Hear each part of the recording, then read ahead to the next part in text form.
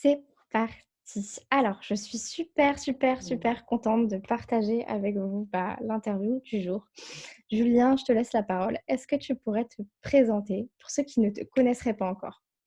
Ouais, je m'appelle Julien Musée, je suis le créateur de Leader de ton marché. Aujourd'hui, on a une entreprise qui s'appelle Leader de ton marché. On aide à des entrepreneurs qui ont un vrai message, une vraie envie de faire une différence dans le monde, mais qui pour autant n'ont pas forcément les outils ou la façon de penser qui leur permettent d'obtenir les résultats qu'ils veulent dans leur business. Et on les aide en leur donnant les outils, les stratégies et le mindset dont ils ont besoin pour créer la vie de leur rêve.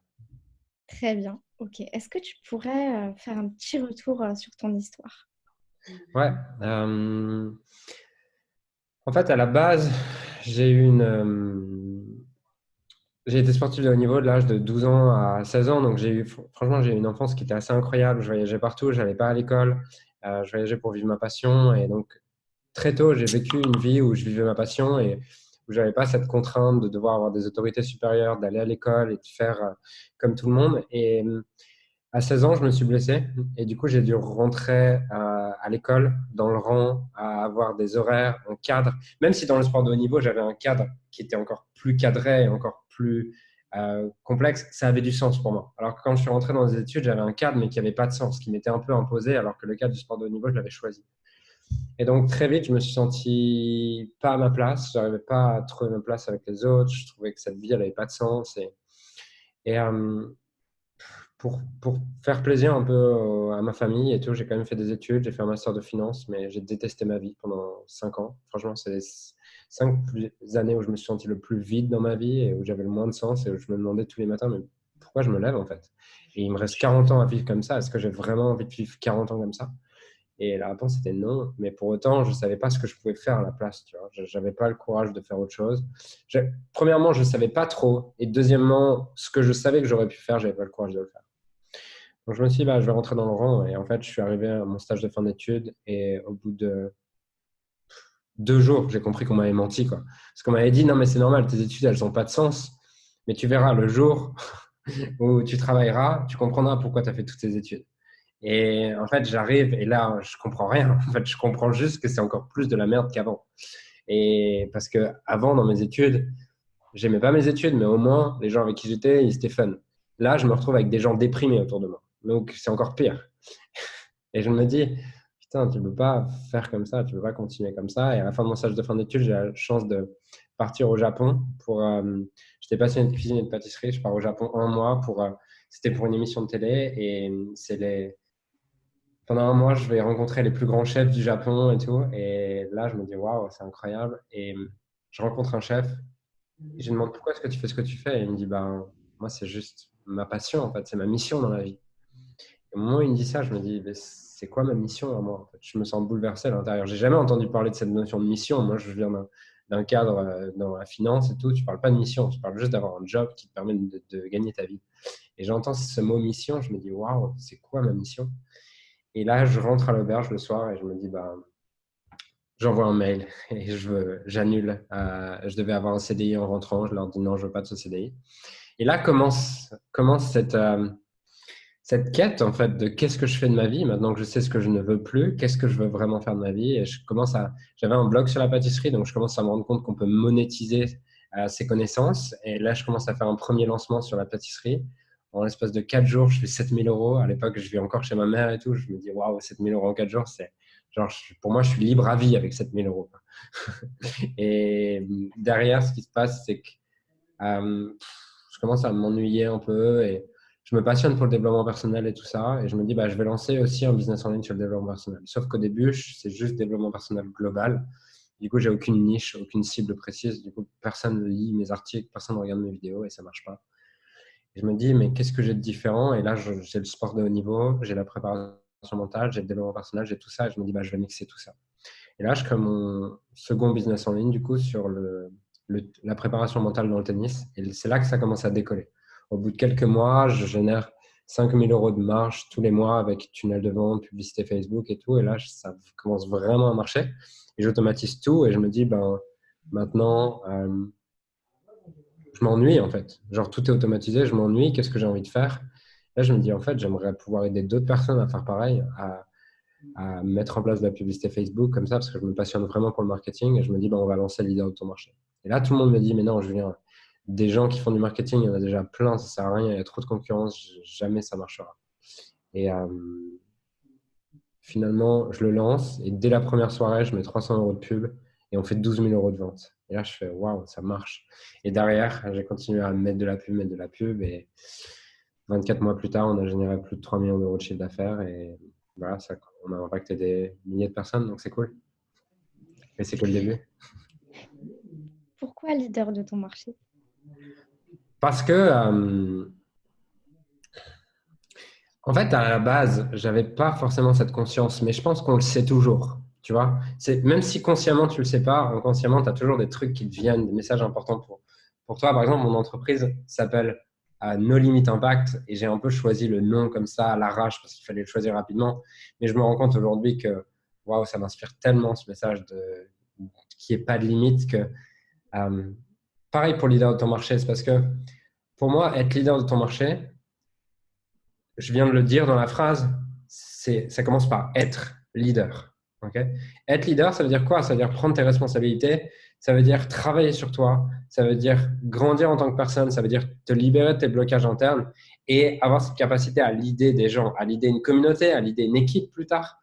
Et pour moi, quand je suis rentré dans le marché il y a 2 ans, ce que je voyais sur le marketing, je trouvais ça bien. Il y avait plein de super conseils sur le marketing, mais je trouvais que les marketeurs, ils ne prenaient pas en compte le fait que la réussite, c'est 80% de psychologie et 20% de stratégie. Je me suis dit, mais j'ai envie en fait de créer un business dans lequel je vais pouvoir aider les gens autant sur la partie marketing, parce que si tu n'as pas les outils marketing, si tu n'as pas les stratégies, tu peux avoir le meilleur mindset du monde. Si tu ne sais pas comment se faire connaître, bah, tu ne vas pas te faire connaître.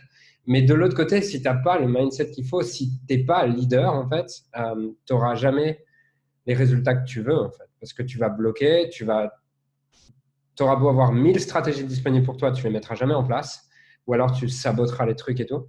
Donc, leader de ton marché, c'est avant de vouloir avoir les résultats d'un leader de ton marché, commence par t'assurer d'être un leader de ton marché. J'adore cette citation qui dit dans la vie, tu n'obtiens pas ce que tu veux, tu obtiens ce que tu es. Et donc, voilà pourquoi leader de ton marché. Ok. Et à l'heure où justement les coachs, les consultants pullulent sur le web, qu'est-ce que tu donnerais comme conseil à ceux qui sont vraiment passionnés par ce qu'ils font et qui veulent justement se démarquer?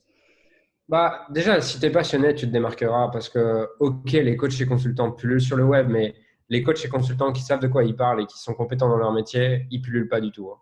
Genre, aujourd'hui, c'est devenu une opportunité et j'y ai participé. Donc, euh, j'en suis, j'ai une partie de responsabilité là-dedans. Mais d'ailleurs, on a réaligné notre message il y a quelques mois et je pense que les gens qui nous suivent ont vu que notre message changeait un peu.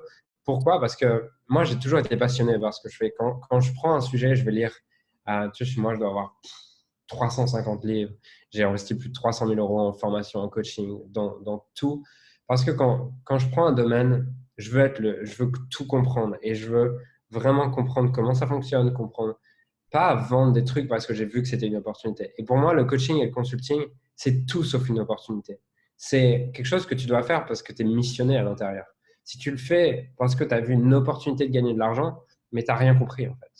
Tu n'as rien compris. Et autant, je pense que le e-commerce, ça peut être une opportunité parce que si tu apprends et que tu vends des produits, ça peut être cool. Mais de toute façon, si tu veux réussir sur le moyen et le long terme, tu dois être réellement passionné et réellement missionné. Et donc, pour moi, le conseil que je donnerais, c'est forme-toi, apprends ce que tu as besoin d'apprendre en termes de stratégie, mais, crois pas que la stratégie, c'est 100% du truc. Apprends une stratégie qui fonctionne et derrière, continue à travailler sur toi et sur tes compétences pour devenir le meilleur coach ou le meilleur consultant que tu puisses devenir incroyable dans ton domaine. Parce que si tu deviens excellent dans ton domaine, peut-être que ça ne marchera pas 1 mois, 2 mois, 3 mois. Mais si tu es réellement excellent et passionné par ton domaine, tu seras prêt à attendre 6 mois. Et ça fera la différence avec les coachs ou consultants qui ont vu le coaching et le consulting comme une opportunité pour gagner de l'argent. Parce que ces gens-là, au bout d'1 mois, 2 mois, de toute façon, ils vont se rendre compte que c'est pas si facile que ça. Et la vie fait bien les choses. C'est-à-dire que tu peux faire de la pub Facebook pendant 2 semaines et arriver à signer 2, 3 clients. Mais la réalité, c'est que si tu n'es pas passionné par ce que tu fais, tu ne tiendras pas sur le moyen long terme. Ok, très bien. Et selon toi, je sais que tu en avais déjà parlé, c'est pour ça que je te pose cette question. Quel est l'avenir justement du coaching, du consulting dans les mois, les années à venir? Je pense que comme tout, en fait, il y a toujours…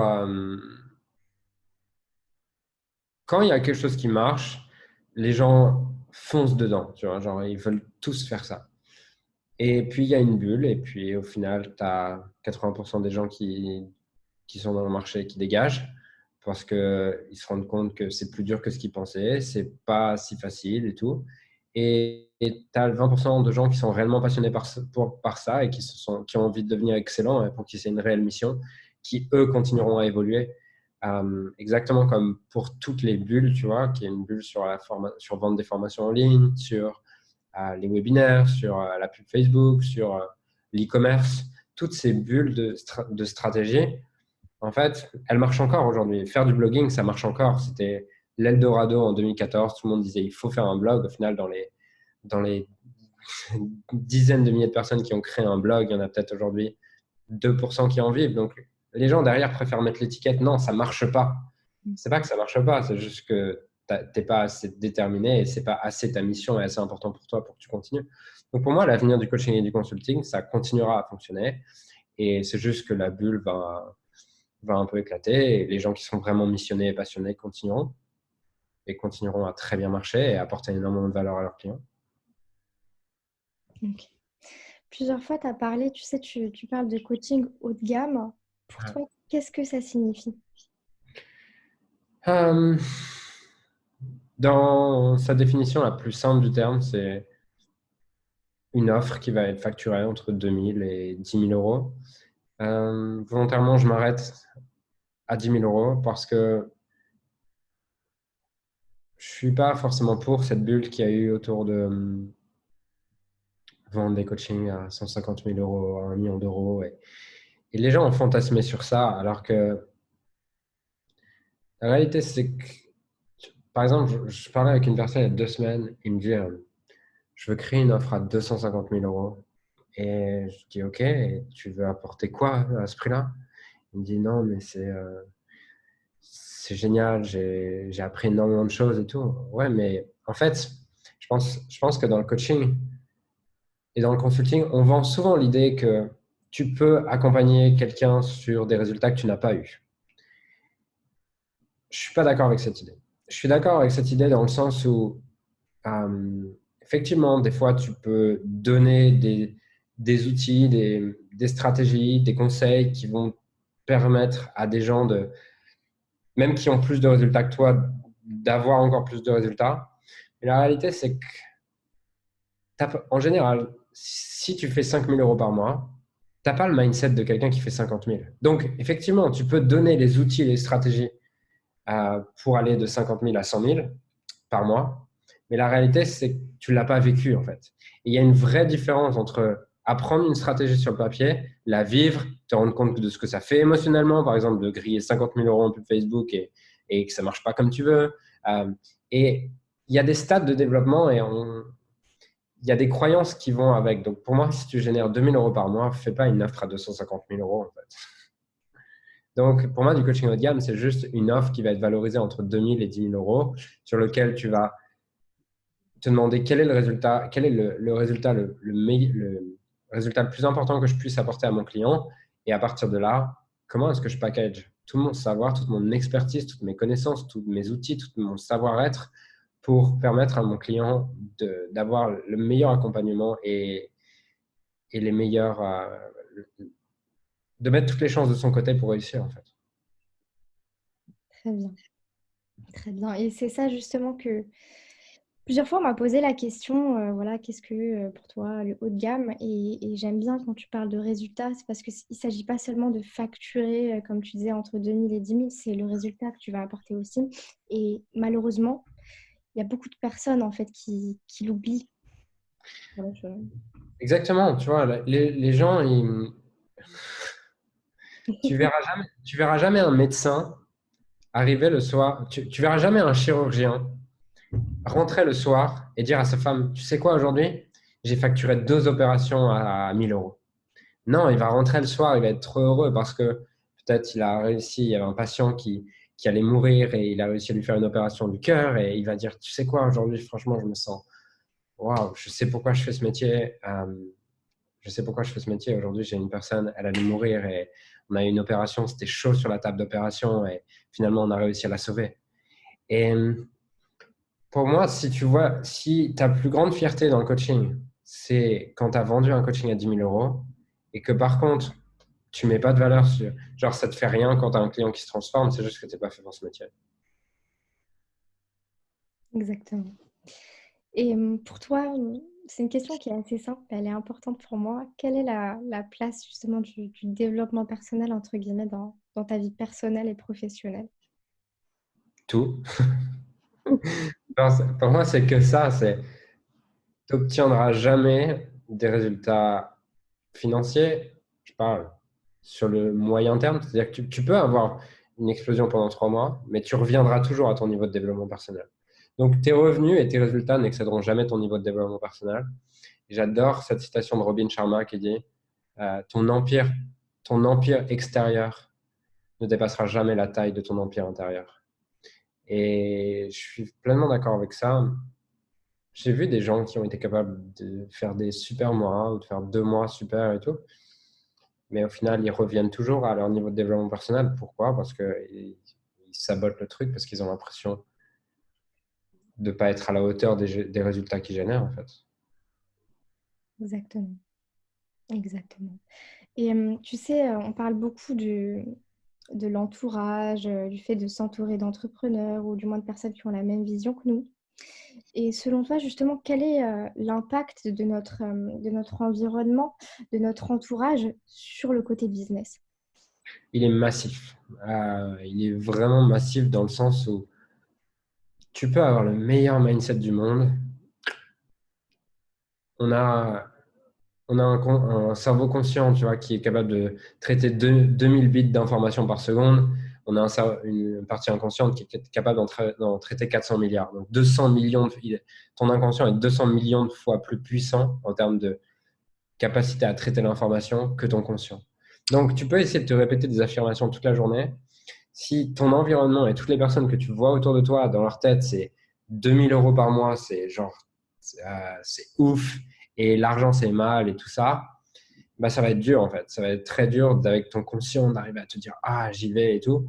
Alors qu'à l'inverse, tu as une conversation avec quelqu'un qui génère 10 fois plus ou quoi, derrière, tu sens un nouveau champ de possibilités qui s'ouvre. Alors que tu n'as pas une nouvelle stratégie.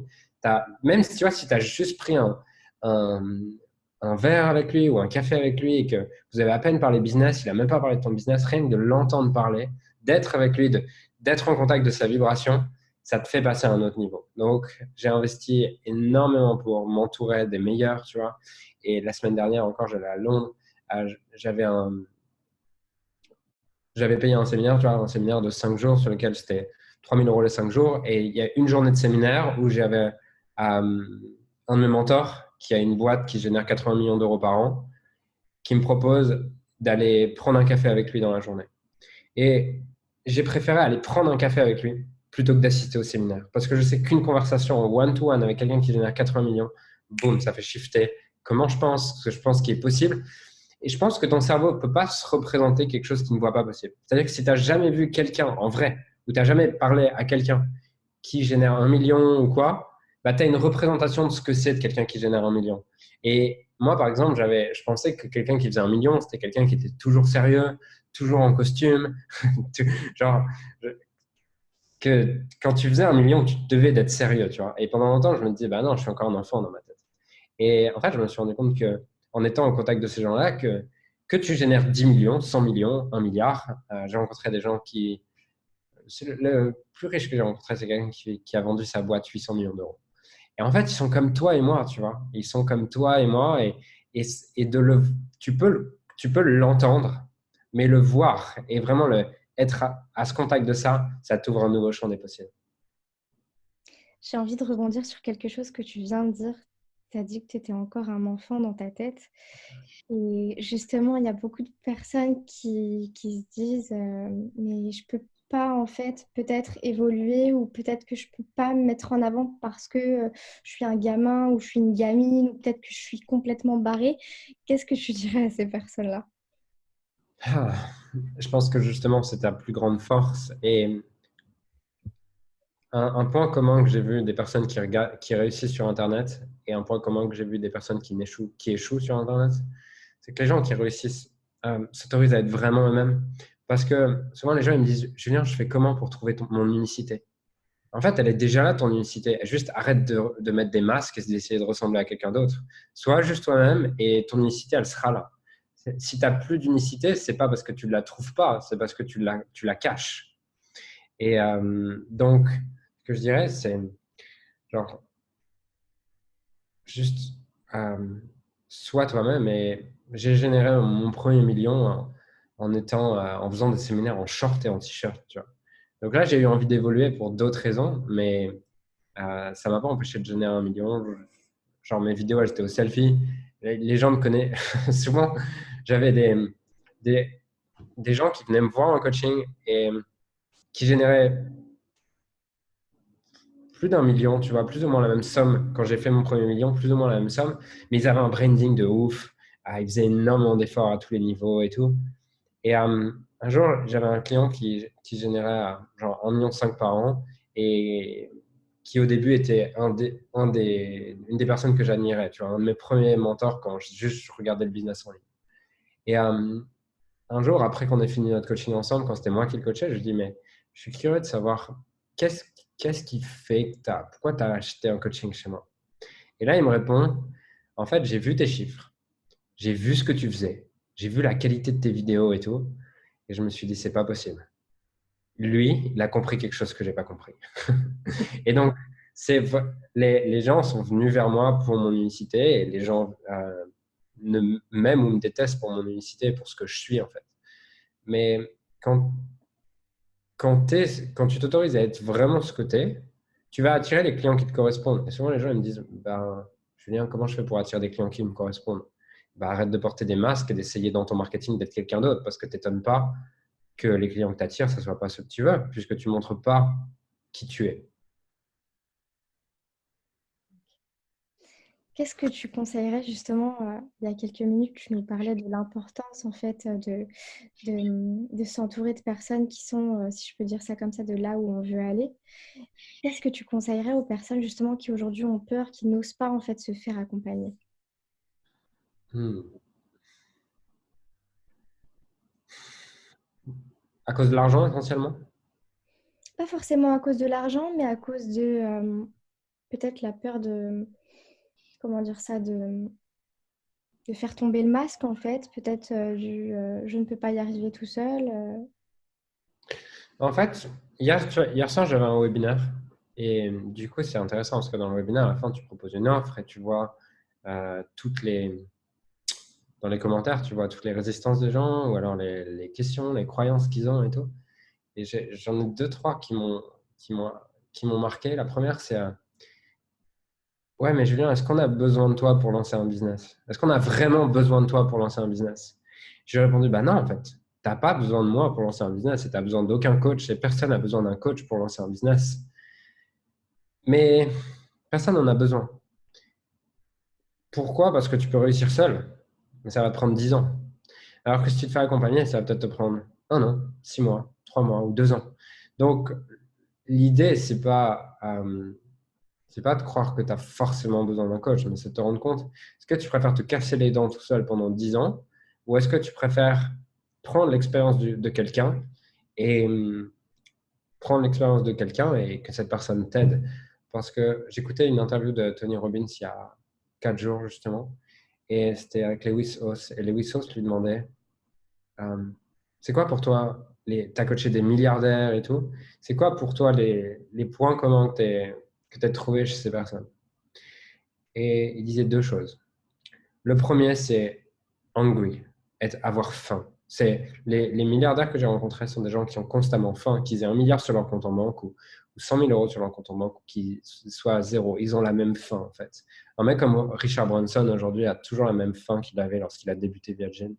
Et il disait, donc ça, c'est le premier facteur. Le deuxième facteur, c'est euh, modélisation. La capacité à modéliser, la capacité à prendre ce qui marche déjà et être capable de prendre ce qui marche déjà et en faire quelque chose à ta sauce, qui va marcher et continuer à marcher de ta manière. Mais pour ça, tu as besoin d'apprendre auprès de ceux qui ont déjà fait marcher des choses. Et donc, qu'est-ce que je dirais aux gens? Je dirais, euh, souvent, les gens, tu vois, ils voient mes résultats aujourd'hui et ils se disent, waouh, Julien, genre, il est trop fort, je pourrais jamais être comme lui, je pourrais jamais avoir les résultats qu'il a et tout. Mais tape sur YouTube, tape sur YouTube Mental d'acier, Julien Musi. Tu regardes mes vidéos d'il y a 2 ans et demi, genre, j'essaie de ressembler à quelqu'un d'autre. J'ai mis une chemise alors que j'ai à peine de la barbe et on a l'impression que j'ai 18 ans. Je suis sûr qu'on me laisse pas passer en boîte et je suis mal à l'aise à parler et tout. Et les gens, quand ils voient cette vidéo, ils font waouh, mais c'est fou ce que tu as changé en 2 ans et demi. Ouais, mais comment j'ai fait? Ben, je me suis fait accompagner et dès que je dois progresser sur quelque chose, je me fais accompagner. Genre, il n'y a rien que j'essaie d'apprendre tout seul, c'est juste de l'ego. Et je vais prendre quelqu'un qui a déjà les résultats que je veux, je vais lui demander combien je dois le payer et qu'il m'apprenne ça. Mais je pense que c'est assez simple pour moi de penser comme ça parce que je viens du sport de haut niveau et dans le sport de haut niveau, c'est inconcevable de ne pas avoir un coach en fait. C'est juste que dans l'entrepreneuriat, on croit qu'on peut faire tout seul, je sais pas quoi. Est-ce que tu as un dernier mot? Un dernier, Ouais. c'est un dernier mot sur quoi? Sur voilà, un message que tu voudrais faire passer aux personnes qui vont te voir. Je crois, je crois vraiment au fait que chaque être humain sur cette terre a une mission. C'est-à-dire que aujourd'hui, toutes les personnes qui nous regardent, elles ont forcément un cœur qui bat, un système respiratoire qui continue à fonctionner. Et la question, c'est pourquoi est-ce que ce cœur il continue à battre? C'est-à-dire que c'est pas toi consciemment qui fais battre ce cœur. C'est-à-dire que ce cœur, il est régi par une intelligence divine, une intelligence qui te maintient en vie. Elle ne te maintient pas en vie pour que tu vives la vie la plus moyenne possible. Elle te maintient en vie pour que tu vives la vie la plus inspirante possible et pour que tu ailles trouver ce que tu es venu faire sur cette terre. C'est-à-dire que tant qu'on te maintient en vie, ça veut dire que tu as encore quelque chose à apporter sur cette terre. Et pour moi, le plus beau cadeau qu'on puisse faire au monde, c'est de s'autoriser à briller et donner l'autorisation aux autres de faire pareil, comme dirait Marianne Williamson. Et on a tous cette capacité. Et honnêtement, il y a 3 4 ans, les gens me disent, quand j'ai dit que j'allais arrêter le travail dans une banque et que j'allais faire ce que j'aime, les gens ils disaient bon courage, quoi, en mode bah, dans 6 mois, tu vas revenir et tu vas reprendre un salariat. Et aujourd'hui, ils se disent waouh, comment tu as fait? Explique-moi comment tu as fait. Et en fait, c'est simple. Je te l'ai dit comment j'ai fait. J'ai cru en moi tous les jours et j'ai posé des actions quotidiennes qui me rapprochent de ma mission. Et j'ai cru que c'était possible. Donc, le premier conseil, c'est le premier message, le message le plus important que j'ai à donner, c'est arrête de t'attacher à tes limites. Genre sur Instagram tout à l'heure, je reçois un message encore d'une personne. Ouais, mais c'est pas si facile. Tout le monde n'a pas cette chance.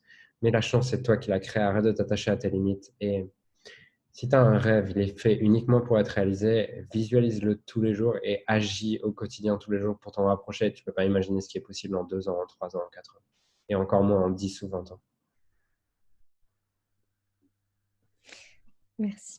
Je te remercie pour tout ce que tu as partagé avec moi et donc avec nous aujourd'hui. C'était vraiment un plaisir et, et je pense qu'il y a beaucoup de personnes que ça va impacter. Ça va... Non, c'est sûr, c'est certain. Cool. Bah, écoute, Julien, ce que je te propose, c'est que on termine du coup l'interview comme ça. Moi, ce que je vais faire, c'est que je vais le mettre sur YouTube et puis je t'enverrai le lien. En tout Super. cas, je voudrais juste faire passer un message également parce que je pense que nos messages, finalement, ils sont complémentaires. C'est que aujourd'hui, quel que soit votre point de départ, vous pouvez accomplir tout ce que vous voulez, en fait, à condition de vous en donner les moyens. Donc, ça se voit rien que par rapport à toi, ton exemple. C'était un très bon exemple pour montrer à ces personnes que c'est possible. Tu vois, j'ai écouté une interview de Tom Bilieu ce matin. Je sais pas si tu connais Tom Bilieu. Non, Ok, c'est un mec. allez voir. il a vendu son entreprise à 1 milliard de dollars et il expliquait justement que à la base, jusqu'à l'âge de 23 ans, il avait une copine et il faisait rien de sa vie, juste sa copine qui ramenait l'argent et tout. Et il jouait aux jeux vidéo toute la nuit et il se levait vers 16-17 heures euh, à l'arrache, tu vois, en mode parce qu'il entendait sa copine revenir et il se dit eh, putain, si elle voit que je suis encore dans le lit, elle va péter un câble. Et du coup, il se levait à l'arrache à 17 ans à 17 heures pour préparer un sandwich à sa femme et à sa copine à l'époque. Et un jour, il va voir le mari de sa copine et il lui dit euh, le père de sa copine et lui dit j'aimerais demander votre fille en mariage. Est-ce que vous m'autorisez à demander votre fille en mariage? Et là, le père lui répond comment tu comptes prendre soin de ma fille? Et là, il dit, bah, je sais pas. Et du coup, le père lui dit, non, en fait, tu peux, du coup, je t'autorise pas. Et du coup, il a commencé à se bouger le cul. Et 12 ans plus tard, il vend son entreprise à 1 milliard. Tu vois, et il raconte que après avoir vendu son entreprise à 1 milliard, il va voir le père de sa femme depuis et il lui demande, est-ce que, est-ce que tu te souviens de ce que tu m'as dit il y a 12 ans? Et là, le père fond en larmes, tu vois, en mode tellement il était fier du truc. Et le message de sa conférence, c'était peu importe ce que tu es aujourd'hui, peu importe ce que tu as été dans le passé, la seule chose qui compte, c'est qui est-ce que tu veux être et le prix que tu es prêt à payer pour devenir cette personne. Ça m'a vraiment inspiré et c'est exactement ce que tu viens de dire. Donc, C'est voilà. très inspirant. Et je te remercie d'avoir partagé ça avec nous. Et je trouve que c'était également une très belle conclusion. Ben écoute, je vais couper l'interview et puis je t'enverrai le lien, ça marche. Parfait. Merci beaucoup, Julien. Merci beaucoup. Avec plaisir. Merci à toi.